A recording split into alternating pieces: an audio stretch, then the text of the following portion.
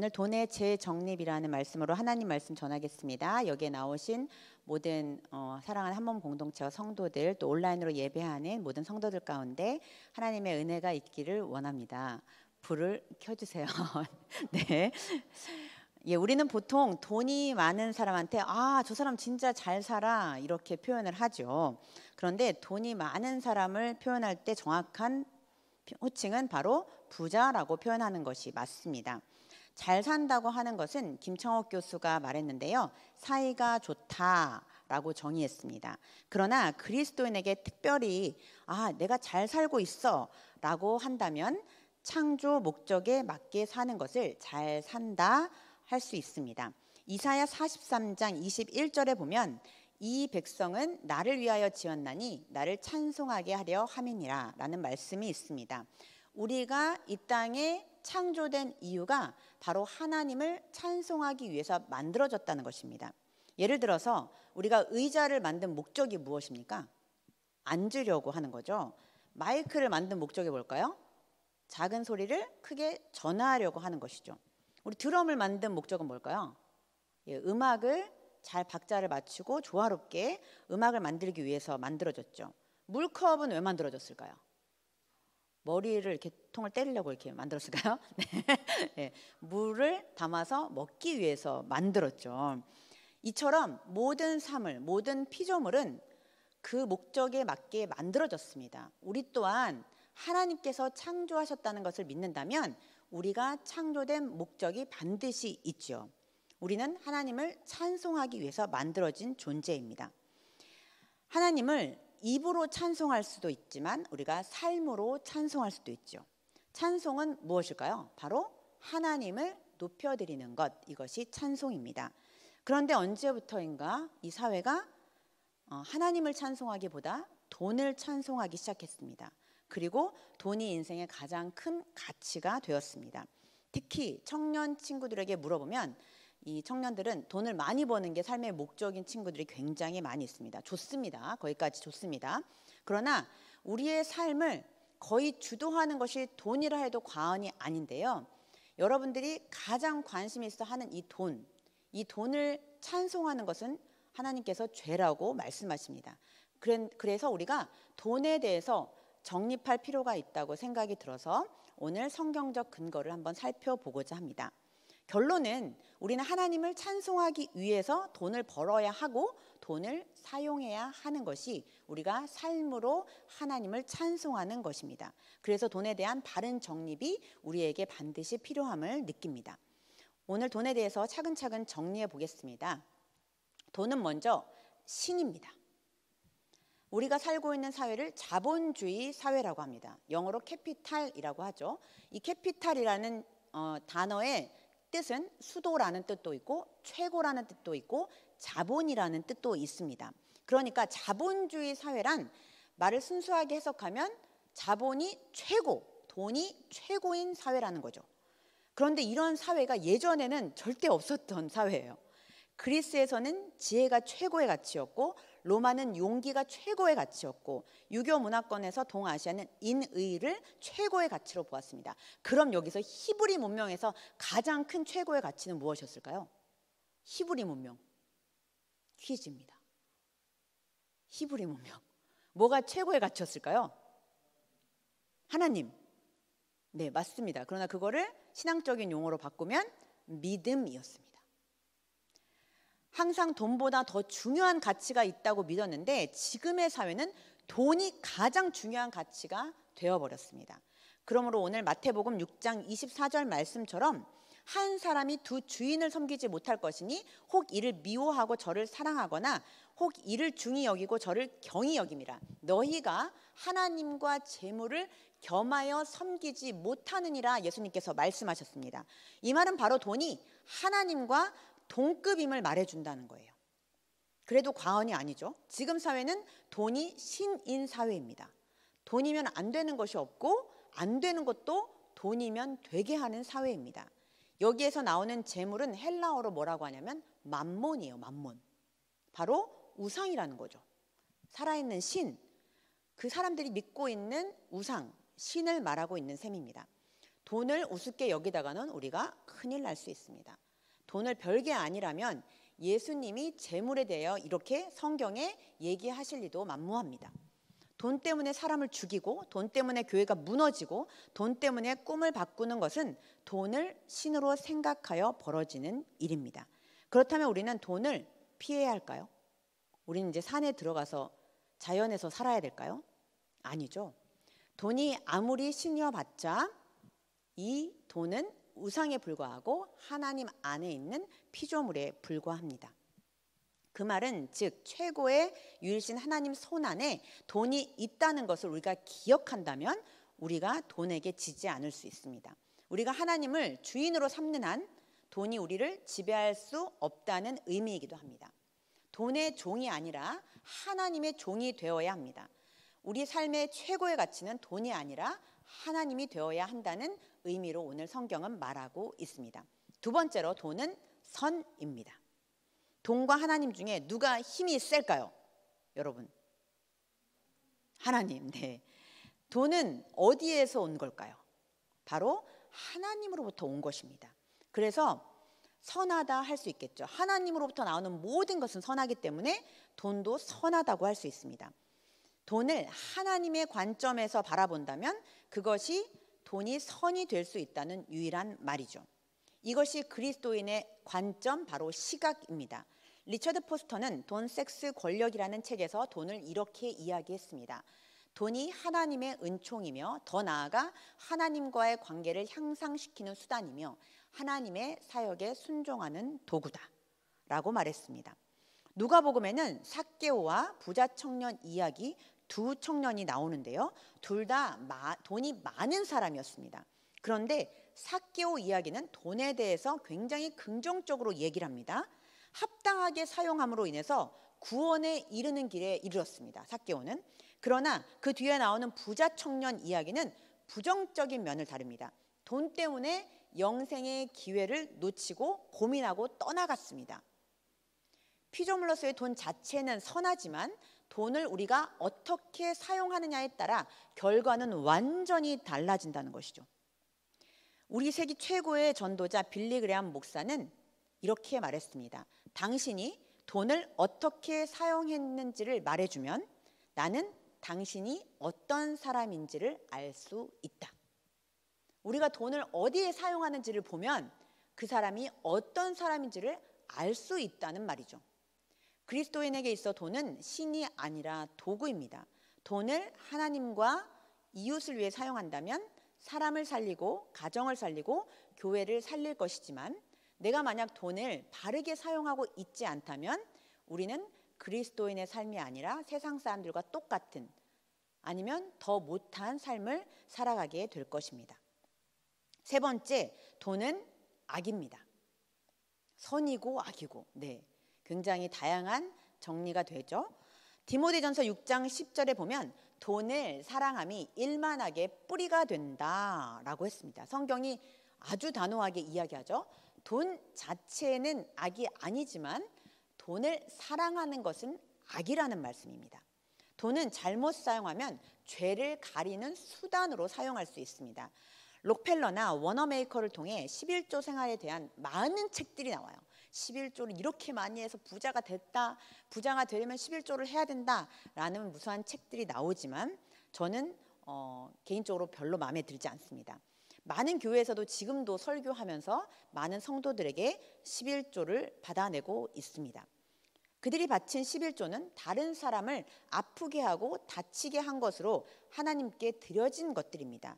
테오도르 루즈벨트 대통령께서 이 록펠러가 11조를 굉장히 많이 해가지고 사람들에게 칭송을 받으니까 한 말씀이 있습니다. 어떤 말을 했냐면 그가 선행을 쌓기 위해 저지른 악행을 절대로 갚을 수 없다라고 했습니다. 실제로 록펠러는 자신이 탄광 노동자들이 너무나 열악한 노동 환경과 살인적인 저임금에 항의를 했습니다. 그러자 이들에게 기관총을 난사해서 어린이를 포함한 10수명을 죽게 만들었습니다. 그래서 록펠러가 죽은 후에 록펠러의 고향 사람들이 그가 자기 자신들의 땅에 묻히는 것을 반대해서 결국 록펠러는 비 오는 날 밤에 몰래 묻혔다고 합니다.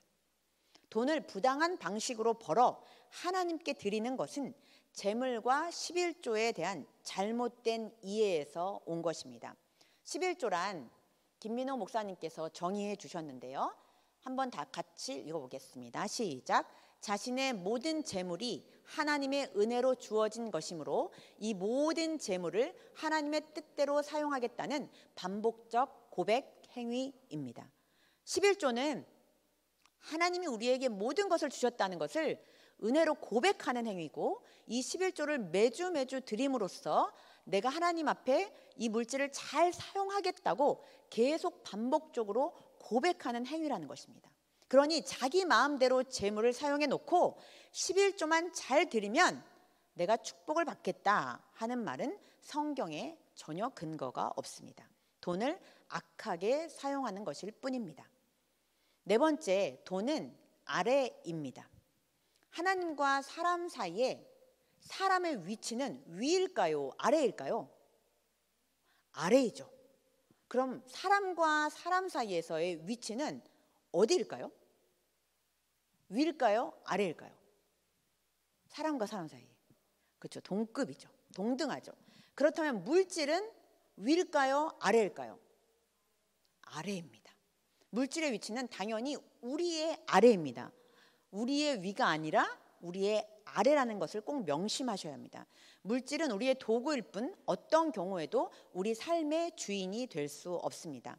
우리의 위는 단연코 주님뿐이시고, 만약 물질을 우리 아래에 두지 않는다면, 우리 위에 둔다면 우리는 하나님과 맞먹으려 할 것이고, 사람을 자기 발 아래에 두려 해서 락펠러 같이 사람들을 죽이는 것에서도 양심에 거리낄 것이 없어집니다. 돈을 아래에 두지 않는 그리스도인이 어떻게 하나님을 바로 섬길 수 있으며 사람을 사랑할 수 있겠습니까? 우리의 삶 자체가 이미 역기능적인 삶이 되어버린다는 것이죠. 가정심리학에서 이 역기능이라는 것은 제대로 기능하지 못하는 가정의 구성원의 역할을 의미합니다. 역기능적인 가정에서 자란 아이들은 건강하게 자랄 수 없다고 하는데요. 엄마, 아빠가 제대로 역할을 하지 못하면 자녀가 엄마, 아빠의 역할을 대신하고 자녀의 역할을 부모가 대신하는 경우에 이 가정이 제대로 돌아갈 수가 없다는 것이죠. 기능이 제대로 될 수가 없다는 것이죠. 그래서 그 기능이 삐뚤어지는 것을 바로 역기능이라고 합니다. 그리스도인의 삶도 마찬가지입니다.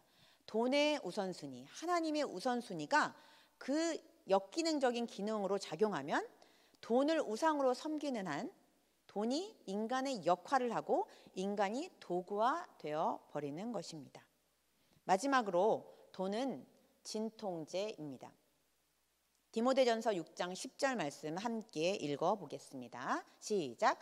돈을 사랑함이 일만하게 뿌리가 되나니 이것을 탐내는 자들은 미혹을 받아 믿음에서 떠나 많은 근심으로써 자기를 찔렀도다. 요즘 제가 잇몸이 엄청 아파가지고 잇몸을 다 레이저로 수술을 했어요. 근데도 참 멀쩡하죠? 이게 10일째 지금 계속되고 있는데 엄청 힘든 하루하루를 밤마다 보내고 있습니다. 그런데 유일하게 이 힘든 것을 이겨내게 해주는 것이 진통제입니다. 진통제가 저의 모든 통증을 다 가져가 버렸어요. 처음에는 한 2, 3일 정도 진통제를 복용하니까 이뿐만 아니라 제가 그 전에 아팠던 모든 것이 다 해소되는 거예요. 너무 행복한 거예요. 우와, 진짜 이게 이렇게 진통이 없다는 게 행복한 거구나. 나이가 저도 이제 보기보다 많이 들어가지고 어깨, 등, 머리 막 아파요.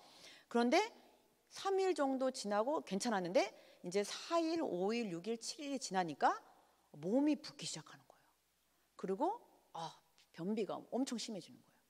그래가지고 처음에 진통제를 먹으면서 너무 기뻤는데 여러 가지 통증을 가시게 해서 처음엔 좋았는데 장기 복용을 하게 되니까 이제는 진통제를 막 의지하게 돼요. 근데 진통제 때문에 제 부작용 때문에 너무 몸이 더 힘들어졌어요. 이처럼 돈도 마찬가지입니다. 처음에는 가난하고 내가 돈이 있으면 행복할 것 같아서 돈을 엄청 벌고 싶어서 돈을 벌어 편하게 살아 좋을 수는 있습니다. 그런데 돈이 우리를 말씀처럼 유혹하고 우리를 찌르고 힘들게 하는 일들이 더 많다는 사실을 알아야 합니다. 로또에 당첨된 후 돈을 그렇게 많이 가졌음에도 불구하고 가정이 파탄이 납니다. 술과 도박에 빠집니다. 돈은 우리에게 잠깐의 유익은 있으나 영원한 생명과 복을 주는 것은 아님을 알려주는 일이겠죠. 그러므로 사랑하는 한몸 공동체 여러분, 또 온라인으로 예배하고 있는 성도님들, 돈을 사랑한다는 것은 우리를 최종적으로 죽이는 일이요 믿음에서 떠나게 할 수 있습니다. 돈에 대한 정리를 5가지로 했는데요. 그렇다면 여러분, 돈을 얼만큼 벌고 어떻게 사용하면 좋을까요? 이 원리와 기준이 있다면 여러분은 아마도 세상이 부럽지 않은 잘 사는 사람, 하나님을 찬송하는 삶이 될 것입니다. 그리스도인에게 있어 돈은 신이 되지 않을 만큼, 돈으로 선을 행할 수 있을 만큼 버는 게 가장 큰 복이며 가장 잘 사는 비결입니다. 이 비밀을 성경에서 찾아보겠습니다. 잠언 30장 8절 9절 말씀입니다. 함께 읽겠습니다. 시작. 곧 헛된 것과 거짓말을 내게서 멀리 하옵시며 나를 가난하게도 마옵시고 부하게도 마옵시고 오직 필요한 양식으로 나를 먹이시옵소서. 내가 배불러서 하나님을 모른다 여호와가 누구냐 할까 하오며 혹 내가 가난하여 도둑질하고 내 하나님의 이름을 욕되게 할까 두려워함이니이다. 아굴의 기도인데요. 돈이 너무 많으면 돈에 매달려 신이 될까 봐 가난하지 않게 해달라는 기도입니다. 베풀 수 있는 만큼 채워달라는 기도이지만 너무 부유하지 않게 해달라는 기도입니다. 그러나 여러분은 이 말씀이 자신의 말씀이 되기를 꺼려하실 겁니다. 네, 저도 압니다. 저도 청년 때 이 기도 제목을 하나님께서 저에게 주셨을 때 저는 이렇게 기도하는 걸 하나님께 거부했던 사람 중에 하나입니다. 이 말씀을 뒷받침해 줄 수 있는 돈에 대하여 존 웨슬리는 3가지로 이렇게 답변을 했습니다. 첫 번째, 할 수 있는 만큼 벌어라. 돈을 선하게 사용하기 위해 할 수 있는 만큼 벌어야 합니다. 왜냐하면 돈은 가난한 자에게 밥이 되고 헐벗은 자들에게 옷이며 사망의 음침한 골짜기를 지나는 이들에게 구원하는 힘이라고 했습니다. 그러므로 선하게 사용할 수 있는 만큼 벌어야 하겠죠. 두 번째로는 할 수 있는 만큼 저축하라 라고 말씀합니다. 두 번째, 낭비하지 말아야 된다는 거죠. 돈의 심리학이라는 책에서 소비 부자가 되지 말라고 합니다. 우리 삶에는 부자가 있고 진짜 부자가 있고 소비 부자가 있습니다. 돈을 많이 버는데 많이 쓰는 사람이죠. 벤츠를 끌고 골프를 다니고 내가 버는 돈을 족족 자신의 만족과 과시용으로 쓰는 사람들이 굉장히 많이 있죠. 돈을 낭비하면 정작 필요할 때 쓰지 못할 수 있기 때문입니다. 내가 더 가치 있는 일을 하고 싶을 때, 내가 정말 쉼이 필요할 때, 또는 가족들과 추억의 여행을 해야 할 때 낭비하고 허비한 자들에게는 그런 기회가 오지 않기 때문입니다. 마지막으로 할 수 있는 만큼 주라라고 합니다. 마지막으로 하나님과 교회를 위해 11조와 헌금을 내라는 것이죠. 이웃을 위해 구제와 나눔과 베품을 행하라는 것입니다. 그리고 사도 바울처럼 자신이 자족하는 법을 배우라는 것입니다. 내가 부함에 처할 줄도 알고 가난에 처할 줄도 아는 자족하는 삶을 배우라는 것이죠. 우리 한몸 공동체는 이를 실천하기 위해서 사실 할 수 있는 만큼 주라, 이 말씀을 실천하기 위해서 작년, 재작년 계속 해왔던 사랑의 쌀 나눔을 시작하려고 합니다. 5월, 6월 달까지 시작하려고 하는데요. 이것이 바로 우리가 돈을 어떻게 써야 하는지를 훈련하는 것입니다. 홍보하는 것입니다, 여러분. 네, 많이 참여해 주세요. 돈은 힘이 강력합니다. 그러니 돈에 대한 성경적 원리를 갖지 않으면 우리는 금방 돈의 노예가 돼버립니다. 제가 아는 30대 때 장로님이 되셔서 돈이 굉장히 많은 재벌을 그때 한번 만난 적이 있습니다. 그 장로님께서 저에게 돈을 많이 벌고 싶으시냐고 물어보시는 거예요. 나 진짜 많이 벌고 싶다. 내가 버는 게 아니라 우리 남편이 많이 벌었으면 좋겠다. 이렇게 얘기를 했거든요. 그랬더니 비결을 가르쳐 주신다는 거예요. 그래서 빨리 가르쳐 주십시오. 이렇게 얘기를 했어요. 그랬더니 뭐라고 하신 줄 알아요? 돈을 어떻게 벌려고 생각을 하지 말고 어떻게 쓸까? 돈이 생기면 뭘 하면서 쓸까? 어느 방법으로 쓸까라는 고민을 하면 하나님께서 부어주신다는 거예요. 그 비결을 배웠어요. 본인은 젊었을 때부터 항상 돈을 벌면 어떤 일에 사용해야 되겠다, 어떻게 사용해야 되겠다는 것을 굉장히 체계적으로 갖고 있었대요. 그래서 그 돈을 쓸 수 있도록 하나님이 부어주신 거예요. 물론 그분은 엄청난 재물을 많이 나눔으로 갖고 가십니다. 그래서 이웃들을 굉장히 많이 구제하고 이웃들을 많이 나누는 거예요. 물론 본인도 좋은 차, 좋은 집에 살긴 하지만 그 이상으로 많은 사람을 돕습니다. 사랑하는 한몸 공동체 여러분, 또 성도들, 여러분이 할 수 있는 한 돈을 많이 벌었으면 좋겠습니다. 특별히 저랑 함께하는 청년들이 돈을 많이 벌어서 제가 차 시승식을 매일 하고 맛있는 밥을 1인당 10만 원짜리를 먹고 그러기를 원합니다. 아멘? 여러분들 믿음대로 되는 거예요. 믿음대로 되는 거예요. 제 전에 있던 교회 사역지에서 이제 청년들이 한 20명 정도 됐거든요.